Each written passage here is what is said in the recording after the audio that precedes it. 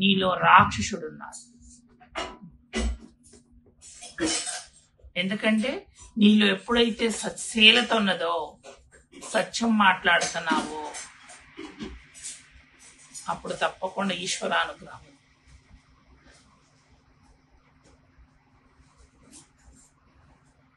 అది భగవంతుడి గ్రేస్. మనం ఏదో నటిస్తా ఉన్నామనుకో, ఓహో భగవంతుడి గ్రేస్ అక్కడ లేదు. ఉంది, అక్కడ భగవంతుడి గ్రేస్ ఉంది, కానీ నేను ఆపాదించుకొని నటిస్తున్నావు. ఈ నటనకి ఈశ్వరుడు ఎప్పుడో పులి స్టాప్ పెడతాడు. రిసీవర్ సరిగా లేదనమాట. రిసీవర్ లేదు, రిసీవర్ బాగుంది. భగవంతుడు ఇచ్చినది సద్వినియోగించుకోవట్లేదు.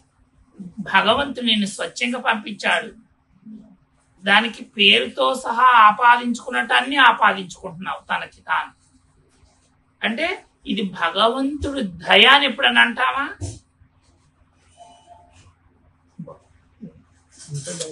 నా తెలివితేటలు, నా తెలివితేటలతోనే ఇదంతా జరుగుతుంది అనుకుంటాం.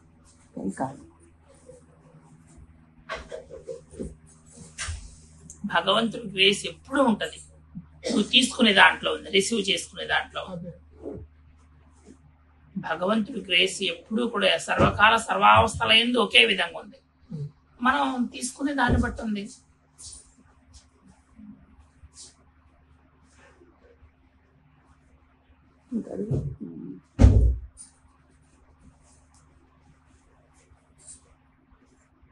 అడగొచ్చు,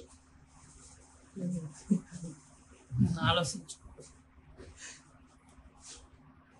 మనులు మాణిక్యాలు ఇవన్నీ వర్ణిస్తారు అమ్మవారి దగ్గర.